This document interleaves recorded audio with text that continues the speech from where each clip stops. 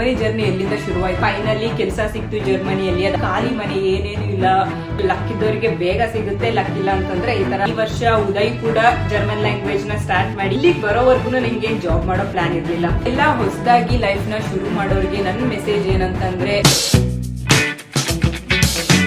Hi hello ಎಲ್ರಿಗೂ ನಮಸ್ಕಾರ, welcome back to the channel. ಎಲ್ಲರೂ ಹೇಗಿದ್ದೀರಾ? ಎಲ್ಲರೂ ತುಂಬಾನೇ ಚೆನ್ನಾಗಿದ್ದೀರಾ ಅಂತ ಅನ್ಕೊಂಡಿದೀನಿ. ತುಂಬಾ ದಿನ ಆದ್ಮೇಲೆ ಈ ತರ ವಿಡಿಯೋ ಮಾಡ್ತಿದ್ದೀನಿ ನೋಡಿ. ಯಾಕಂದ್ರೆ ತುಂಬಾ ಜನ ಕೇಳ್ತಿರ್ತೀರಾ ಜರ್ಮನಿಗೆ ಹೋಗಿ ಎಷ್ಟು ವರ್ಷ ಆಯ್ತು, ಹೇಗಿದೆ ಲೈಫ್ ಜರ್ಮನಿಯಲ್ಲಿ ಅಂತೆಲ್ಲ.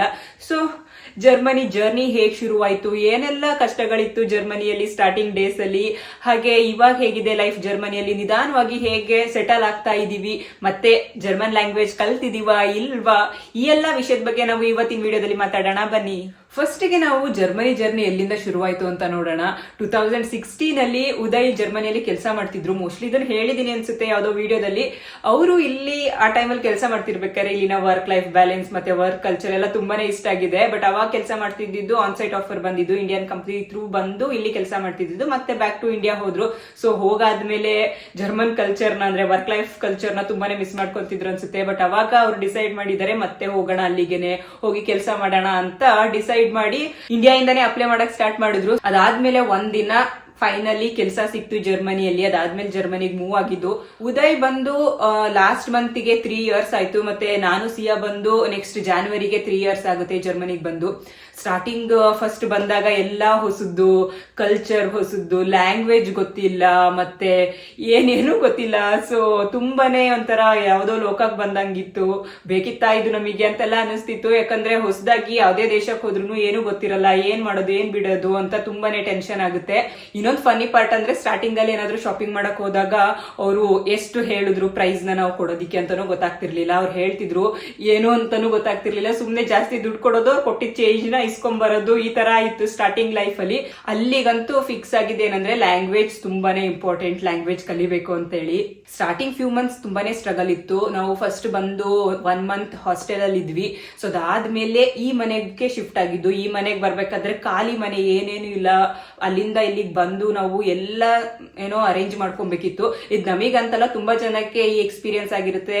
ಅಂದ್ರೆ ಸ್ಟೂಡೆಂಟ್ಸ್ ಸಿಗಲ್ಲ, ಡೈರೆಕ್ಟ್ ಯಾರ್ಯಾರಿಗೆ ಇಂಡಿಯಾ ಇಂದ ಜರ್ಮನಿಯಲ್ಲಿ ಕೆಲಸ ಸಿಕ್ಕಿರುತ್ತೆ ಅವ್ರಿಗೆ ಈ ತರ ಎಕ್ಸ್ಪೀರಿಯನ್ಸ್ ಆಗಿರುತ್ತೆ. ಯಾಕಂದ್ರೆ ಮನೆಯಲ್ಲಿ ಬೇಗ ಸಿಗಲ್ಲ, ಬಂದು ಗೆಸ್ಟ್ ಹೌಸ್ ಅಂದ್ರೆ ಶೇರ್ಡ್ ಅಪಾರ್ಟ್ಮೆಂಟ್ ಈ ತರದಲ್ಲೆಲ್ಲ ಇದ್ದು ಅದಾದ್ಮೇಲೆ ಮನೆಗೆ ಶಿಫ್ಟ್ ಆಗಿರೋರು ಇರ್ತಾರೆ. ಗೊತ್ತಿರುತ್ತೆ ಅಂತವ್ರಿಗೆ ಎಷ್ಟು ಕಷ್ಟ ಇರುತ್ತೆ ಈ ತರ ಶಿಫ್ಟ್ ಆಗೋದು ಅಂತ ಹೇಳಿ. ಎಲ್ಲ ಒಟ್ಟಿಗೆ ಅಂತೂ ತಗೊಳಕ್ಕಾಗಲ್ಲ. ಸೊ ನಮಗೇನ್ ಅರ್ಜೆಂಟ್ ಇದೆ, ಯಾವ್ದ್ಯಾವ್ದು ಬೇಕು ಆ ತರ ಐಟಮ್ಸ್ ಗಳನ್ನ ನಾವು ಬೈ ಮಾಡ್ಕೊಂಡು ನಿಧಾನವಾಗಿ ಸೆಟಲ್ ಆಗ್ತಾ ಬಂದ್ವಿ. ಹೊಸ ಜಗತ್ತು, ಹೊಸ ಸಂಸ್ಕೃತಿ, ಅದ್ರಲ್ಲಿ ಐಸೋಲೇಷನ್ ಅನ್ನೋ ಫೀಲಿಂಗ್ ಮಾತ್ರ ಸ್ಟ್ರಾಂಗ್ ಆಗಿತ್ತು ಸ್ಟಾರ್ಟಿಂಗ್ ಬಂದಾಗ. 2-3 months ಆದ್ಮೇಲೆ ಫ್ರೆಂಡ್ಸ್ ಸಿಕ್ಕಿದ್ರು, ಫ್ರೆಂಡ್ಸ್ ಜೊತೆ ಹೋಗೋದು, ಫ್ರೆಂಡ್ಸ್ ಮೀಟ್ ಮಾಡೋದು. ಅದಾದ್ಮೇಲೆ ಲೈಫ್ ಸ್ವಲ್ಪ ನಾರ್ಮಲ್ ಆಗಕ್ ಬಂತು. ಬಟ್ ನನಗೆ ಲ್ಯಾಂಗ್ವೇಜ್ ಕಲಿಬೇಕು ಅಂತ ಇತ್ತು. ನಾನ್ ಲ್ಯಾಂಗ್ವೇಜ್ ಕಲಿಯೋದಕ್ಕೆ ಸ್ಟಾರ್ಟ್ ಮಾಡ್ಬೇಕಂತ ಹೇಳಿದ್ರೆ ಸಿಯಾ ಕಿಂಡರ್ ಗಾರ್ಟನ್ ಹೋಗ್ಬೇಕಿತ್ತು. ಕಿಂಡರ್ ಗಾರ್ಟನ್ ಅಂತಂದ್ರೆ ಪ್ರೀ ಕೆಜಿಸ್, ನಮ್ಮಲ್ಲಿ LKG UKG ಆ ತರ ಎಲ್ಲ ಇರುತ್ತಲ್ಲ, ಅದನ್ನ ಇಲ್ಲಿ ಕಿಂಡರ್ ಗಾರ್ಟನ್ ಅಂತ ಹೇಳ್ತಾರೆ. ಮಕ್ಕಳು ಸ್ಕೂಲಿಗೆ ಹೋಗೋದಕ್ಕಿಂತ ಮುಂಚೆ 3 to 6 ಇರೋರು ಕಿಂಡರ್ ಗಾರ್ಟನ್ ಹೋಗ್ತಾರೆ. ಆ ಕಿಂಡರ್ ಗಾರ್ಟನ್ ಸೀಟ್ ಸಿಗೋದಿಕ್ಕೆ 10 months ವೇಟ್ ಮಾಡಿದೀವಿ ನೋಡಿ. ಸ್ಟಾರ್ಟಿಂಗ್ ಅಲ್ಲಿ ನಾವು ನಮ್ಮನೆ ಸುತ್ತಮುತ್ತ ಒಂದ್ 2-3 ಇರೋ ಕಿಂಡರ್ ಗಾರ್ಟನ್ ನೇಮ್ ಗಳನ್ನ ಕೊಟ್ಟಿದ್ವಿ. ಅಲ್ಲಿ ಸೀಟ್ ಇಲ್ಲ ಅಂತ ಗೊತ್ತಾಯ್ತು. ಸೊ ಅದಾದ್ಮೇಲೆ ಎಲ್ಲಾದ್ರೂ ಪರವಾಗಿಲ್ಲ, ನಾವಿರೋ ಊರಲ್ಲಿ ನಾವು ಪಿಕಪ್ ಡ್ರಾಪ್ ಮಾಡ್ತೀವಿ. ಯೂಶಲಿ ಇಲ್ಲಿ ಹೆಂಗ್ ಕೊಡ್ತಾರೆ ಅಂತಂದ್ರೆ ಮಕ್ಕಳುಗಳನ್ನ ಪಿಕಪ್ ಡ್ರಾಪ್ ಈಸಿ ಆಗ್ಬೇಕು ಅಂದ್ರೆ ವಾಕೇಬಲ್ ಡಿಸ್ಟೆನ್ಸ್, ಇಲ್ಲ ಬಸ್ 1 stop 2 stops ಈ ತರ ಇರೋ ತರ ಕೊಡ್ತಾರೆ. ಯಾಕಂದ್ರೆ ಜಾಸ್ತಿ ದೂರ ಹೋಗಿ ಬರಕ್ ಆಗಲ್ಲ ಚಿಕ್ಕ ಮಕ್ಕಳು ಅಂತ ಹೇಳ್ಬಿಟ್ಟು ಮನೆ ಸುತ್ತಮುತ್ತ ಇರೋ ಕಿಂಡರ್ ಗಾರ್ಟನ್ ಕೊಡ್ತಾರೆ, ಸ್ಕೂಲ್ಗಳನ್ನ ಕೊಡ್ತಾರೆ. ಬಟ್ ನಾವೇನಂದ್ವಿ ಅಂದ್ರೆ ಈ ಊರಲ್ಲಿ ಎಲ್ಲಾದ್ರೂ ಪರವಾಗಿಲ್ಲ, ನಾವು ಪಿಕಪ್ ಡ್ರಾಪ್ ನೋಡ್ಕೊಂತೀವಿ. ಬಟ್ ಎಷ್ಟು ಬೇಗ ಆಗುತ್ತೋ ಅಷ್ಟು ಬೇಗ ಕಿಂಡರ್ ಗಾರ್ಟನ್ ಸೀಟ್ ಕೊಡಿ ಅಂತ ಪ್ರೆಷರ್ ಹಾಕೋದಿಕ್ ಸ್ಟಾರ್ಟ್ ಮಾಡಾದ್ಮೇಲೆ ಸಿಯಂಗೆ ಕಿಂಡರ್ ಗಾರ್ಟನ್ ಸೀಟ್ ಸಿಕ್ತು. ಸೊ 10 months ವೇಟ್ ಮಾಡಿದೀವಿ ನೋಡಿ ಕಿಂಡರ್ ಗಾರ್ಟನ್ ಸೀಟ್ ಹೋಗೋಸ್ಕರ. ಅದಾದ್ಮೇಲೆ ಸಿಯಾ ಸ್ಕೂಲಿಗೆ ಹೋಗಕ್ ಸ್ಟಾರ್ಟ್ ಮಾಡಿದ್ಲು. ಸ್ಟಾರ್ಟಿಂಗ್ 2 months ಅಲ್ಲಂತೂ ತುಂಬಾನೇ ಕಷ್ಟ ಆಯ್ತು ಸಿಯಂಗೆ. ಯಾಕಂದ್ರೆ ಲ್ಯಾಂಗ್ವೇಜ್ ಪ್ರಾಬ್ಲಮ್, ಏನು ಗೊತ್ತಿರ್ಲಿಲ್ಲ. ಮತ್ತಲ್ಲಿ ಹೋಗಿ ಮಕ್ಳುಗಳ ಮಾತಾಡೋದು ಅರ್ಥ ಆಗ್ತಿಲ್ಲ, ಈ ಕಡೆ ಟೀಚರ್ಗಳು ಮಾತಾಡೋದು ಅರ್ಥ ಆಗ್ತಿಲ್ಲ. ಪಾಪ ಅವಳು ಹೋಗಲ್ಲಿ ಏನ್ ಮಾಡ್ಬೇಕಿತ್ತು ಹೇಳಿ. ಸ್ಟಾರ್ಟಿಂಗ್ 2 months ತುಂಬಾನೇ ಅವಳು ಕೂಡ ತುಂಬಾ ಸ್ಟ್ರಗಲ್ ಪಟ್ಟಿದ್ದಾಳೆ ಲ್ಯಾಂಗ್ವೇಜ್ ಪ್ರಾಬ್ಲಮ್ ಇಂದ. ಕಿಂಡರ್ ಗಾರ್ಟನ್ ಲಕ್ ಮೇಲೆ ಕೂಡ ಡಿಪೆಂಡ್ ಆಗಿರುತ್ತೆ. ಲಕ್ ಇದ್ದವರಿಗೆ ಬೇಗ ಸಿಗುತ್ತೆ, ಲಕ್ ಇಲ್ಲ ಅಂತಂದ್ರೆ ಈ ತರ ವೆಯ್ಟ್ ಮಾಡ್ಬೇಕಾಗಿರುತ್ತೆ. ಅದಾದ್ಮೇಲೆ ನಾನು ಕೂಡ ಕ್ಲಾಸ್ ನ ಸ್ಟಾರ್ಟ್ ಮಾಡಿದೆ. ನಾರ್ಮಲ್ ಆಗಿ ಅವಳು ಸ್ಕೂಲಿಗೆ ಹೋಗಕ್ ಸ್ಟಾರ್ಟ್ ಮಾಡಿದ್ಲು, ನಾನು ಕೂಡ ನನ್ನ ಲ್ಯಾಂಗ್ವೇಜ್ ಕ್ಲಾಸ್ ನ ಸ್ಟಾರ್ಟ್ ಮಾಡಿದೆ. ಲ್ಯಾಂಗ್ವೇಜ್ ಕ್ಲಾಸ್ ಅಲ್ಲಿ ನನಗೂ ಕೂಡ ಸ್ಟಾರ್ಟಿಂಗ್ ಅಲ್ಲಂತೂ ಏನು ಅರ್ಥ ಆಗ್ತಿರ್ಲಿಲ್ಲ. ಬಟ್ ಹೋಗ್ತಾ ಹೋಗ್ತಾ ಹೋಗ್ತಾ ಅರ್ಥ ಆಗಕ್ ಸ್ಟಾರ್ಟ್ ಆಯ್ತು. ಸೊ ಲಾಸ್ಟ್ ಇಯರ್ ಫುಲ್ ನಾನು ಇಂಟಿಗ್ರೇಷನ್ ಕೋರ್ಸ್ ಅಂತ ಮಾಡಿದ್ದು. ಅಂದ್ರೆ ಅದು A1 ಇಂದ B1 ಲೆವೆಲ್ ವರೆಗೂ ಇರುತ್ತೆ, ಪ್ಲಸ್ ಅದಾದ್ಮೇಲೆ ಲೆವೆನ್ಸ್ ಇನ್ ಡಾಯ್ಚ್ಲ್ಯಾಂಡ್ ಅಂತ ಬರುತ್ತೆ. ಸೊ ಅದೆರಡೂ ಒಟ್ಟಿಗೆ ಮಾಡ್ಕೊಬೇಕು. ಅದು ಎಲ್ಲ ಕಂಪ್ಲೀಟ್ ಒಂದು ಕೋರ್ಸ್. ಅದು ಮಾಡೋದಕ್ಕೆ 1 ಇಯರ್ ಆಯ್ತು. B1 ವರೆಗೆ ಮಾಡಿ ಆ ಕೋರ್ಸ್ನು ಮಾಡ್ಕೊಂಡು, ಆ ಕೋರ್ಸಿಗೆ ಏನ್ ನಮಗೆ ಎಕ್ಸ್ಟ್ರಾ ಸಪರೇಟ್ ಕ್ಲಾಸ್ ಬೇಕು ಅಂತ ಏನಿಲ್ಲ. ಬಟ್ ಏನಂದ್ರೆ ಇದು ಒಟ್ಟಿಗೆ ಒಂದು ಕೋರ್ಸ್ ಅಲ್ಲ, ನೀವು ಹೋಗ್ಲಿ ಬಿಡ್ಲಿ ನಾವು ಫೀಸ್ ಪೇ ಮಾಡ್ಬೇಕಿತ್ತು. ಸೊ ಹಂಗಾಗಿ ಅಲ್ಲಿಗೆ 1 ವರ್ಷ ಆಯ್ತು. ಲಾಸ್ಟ್ ಜಾನ್ವರಿ ಸ್ಟಾರ್ಟ್ ಆಗಿದ್ದು, ಲಾಸ್ಟ್ ಇಯರ್ ಡಿಸೆಂಬರ್ ವರ್ಗುನು ಆಯ್ತು.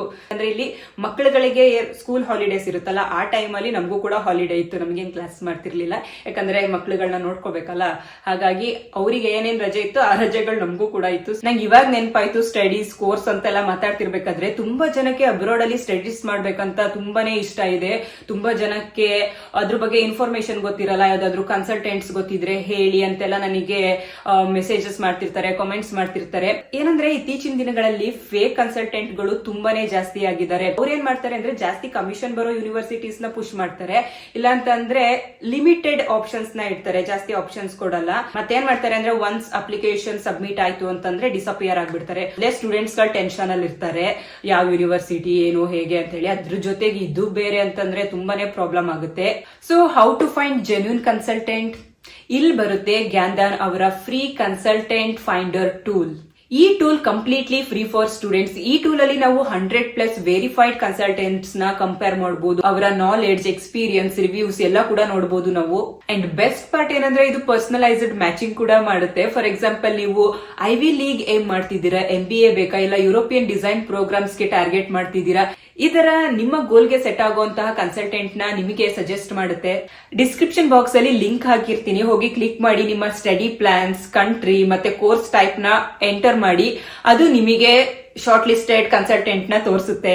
ನೀವು ಅವರ ಪ್ರೊಫೈಲ್, ರಿವ್ಯೂ, ಸಕ್ಸಸ್ ಸ್ಟೋರೀಸ್ ನ ಕಂಪೇರ್ ಮಾಡಬಹುದು. ಅದರಲ್ಲಿ no random guess, no confusion, just data based choice. Gyandhan already 25,000+ students ಗೆ ಅಡ್ಮಿಷನ್ ಅಲ್ಲಿ, ಸ್ಕಾಲರ್ಶಿಪ್ ಅಲ್ಲಿ, ಮತ್ತೆ ಸ್ಟೂಡೆಂಟ್ ಲೋನ್ ಅಲ್ಲಿ, ಮತ್ತೆ ಪ್ರೀ ಡಿಪಾರ್ಚರ್ ಎಲ್ಲ ಹೆಲ್ಪ್ ಮಾಡಿದ್ದಾರೆ.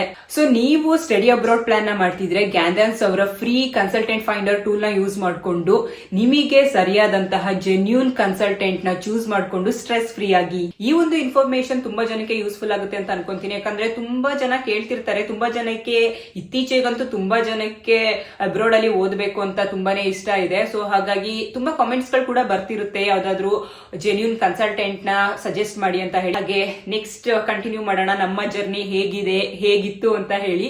ಈ ವರ್ಷ ಉದಯ್ ಕೂಡ ಜರ್ಮನ್ ಲ್ಯಾಂಗ್ವೇಜ್ ನ ಸ್ಟಾರ್ಟ್ ಮಾಡಿ B1 ಮಾಡಿದ್ರು. ಯಾಕಂದ್ರೆ ಅಷ್ಟೊಂದು ಇಂಪಾರ್ಟೆನ್ಸ್ ಇದೆ ಈ ಒಂದು ಲ್ಯಾಂಗ್ವೇಜ್ ಗೆ. ಇಲ್ಲಿ ಲ್ಯಾಂಗ್ವೇಜ್ ಕಲ್ತ್ರೆ ಲೈಫ್ ಈಸಿ ಆಗುತ್ತೆ, ಲ್ಯಾಂಗ್ವೇಜ್ ಕಲ್ತಿಲ್ಲ ಅಂತಂದ್ರೆ ಸೀರಿಯಸ್ಲಿ ಈಸಿ ಅಂತ ಅನ್ಸಲ್ಲ. ಯಾಕಂದ್ರೆ ಹೊರಗಡೆ ಡೇ ಟು ಡೇ ಲೈಫ್ ಅಲ್ಲಿ ಕಮ್ಯುನಿಕೇಶನ್ ಮಾಡೋದಿಕ್ಕೆ ಲ್ಯಾಂಗ್ವೇಜ್ ಅಂತೂ ಬೇಕೇ ಬೇಕು. ಸೊ ಹಾಗಾಗಿ ಆರಾಮಾಗಿರ್ಬೇಕು ಅಂತಂದ್ರೆ ಲ್ಯಾಂಗ್ವೇಜ್ ಕಲಿಬೇಕು. ಇಲ್ಲಿ ಫಸ್ಟ್ ವರ್ಷ ಬಂದಿದ್ದ ವರ್ಷ ಹೆಂಗಿತ್ತು ಅಂತಂದ್ರೆ ನಾನೇನು ಮಾಡಕ್ ಆಗ್ಲಿಲ್ಲ, ಯಾಕಂದ್ರೆ ನಾವು ಕಿಂಡರ್ ಗಾರ್ಟನ್ಗೆನೆ ಆ ವರ್ಷ ಫುಲ್ ವೆಯ್ಟ್ ಮಾಡಿದ್ದಾಯ್ತು.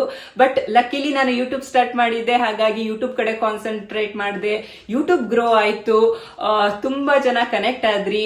ಸೊ ಇವಾಗ ಒಂದ್ ಲೆವೆಲಿಗೆ ಬಂತು, ನಮ್ ಯೂಟ್ಯೂಬ್ ಚಾನಲ್ ಕೂಡ ಒಂದ್ ಲೆವೆಲಿಗೆ ಬಂತು ಅಂತಾನೆ ಹೇಳ್ಬೋದು. ಯಾಕಂದ್ರೆ ಆ ವರ್ಷ ನಾನು ಸುಮ್ನೆ ಕೂರ್ದೆ ಯೂಟ್ಯೂಬ್ ಮೇಲೆ ಕಾನ್ಸಂಟ್ರೇಟ್ ಮಾಡಿ ವಿಡಿಯೋಸ್ ಗಳಿಗೆಲ್ಲ ಮಾಡಿದ್ರಿಂದ ಇವಾಗ ನಮ್ಮ ಚಾನಲ್ ಒಂದು ಲೆವೆಲ್ ಅಲ್ಲಿ ಇದೆ. ನೆಕ್ಸ್ಟ್ ಇಯರ್ ಸೆಕೆಂಡ್ ವರ್ಷ ಏನ್ ಮಾಡಿದೆ ಅಂತಂದ್ರೆ B1 ವರೆಗೆ ಮಾಡಿದೆ.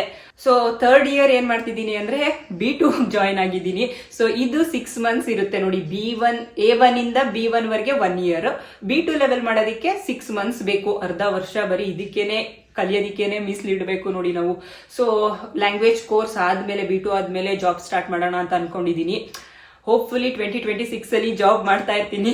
ಯಾಕಂದ್ರೆ ಇಲ್ಲಿಗೆ ಬರೋವರೆಗೂ ನಂಗೇನ್ ಜಾಬ್ ಮಾಡೋ ಪ್ಲಾನ್ ಇರ್ಲಿಲ್ಲ. ಫ್ರಾಂಕ್ ಆಗಿ ಹೇಳ್ಬೇಕಂತಂದ್ರೆ ನಾನು ಜಾಬ್ ಮಾಡ್ಬೇಕಂತಾನೆ ಅನ್ಕೊಂಡಿರ್ಲಿಲ್ಲ. ಬಟ್ ಇಲ್ಲಿಗೆ ಬಂದಾದ್ಮೇಲೆ ಇಲ್ಲಿನ ವರ್ಕ್ ಕಲ್ಚರ್ ನೋಡಿ, ಇಲ್ಲಿ ಅಫ್ಕೋರ್ಸ್ ಸ್ಯಾಲ್ರಿ ಕೂಡ ಜಾಸ್ತಿ ಇರುತ್ತೆ, ಎಲ್ಲ ನೋಡಿ ಸುಮ್ಮನೆ ಏನಕ್ಕೆ ಕೂರ್ಬೇಕು, ನಾನು ಜಾಬ್ ಮಾಡೋಣ ಅಂತ ಹೇಳಿ ಲ್ಯಾಂಗ್ವೇಜ್ ಕಲಿತಾ ಇದ್ದೀನಿ. ಪ್ಲಸ್ 2026 ಅಲ್ಲಿ ಜಾಬ್ ಸ್ಟಾರ್ಟ್ ಮಾಡ್ಬೇಕಂತ ಅನ್ಕೊಂಡಿದೀನಿ. ಲ್ಯಾಂಗ್ವೇಜ್ ಕಲ್ತಾದ್ಮೇಲೆ ಜರ್ಮನಿಯಲ್ಲಿ ಲೈಫ್ ಸ್ವಲ್ಪ ಈಸಿ ಅಂತ ಅನಿಸ್ತಿದೆ. Germany slowly started feeling like home. Culture ಅರ್ಥ ಆಗ್ತಾ ಹೋದಂತೆ ನಮಗೆ ಕಂಫರ್ಟ್ ಕೂಡ ಜಾಸ್ತಿ ಆಗುತ್ತೆ. ಫೈನಲ್ ಆಗಿ ನಾನ್ ಹೇಳೋದೇನಂದ್ರೆ ಸ್ಟ್ರಗಲ್ಸ್ ಡೆಫಿನೆಟ್ಲಿ ವರ್ತ್ ಇಟ್.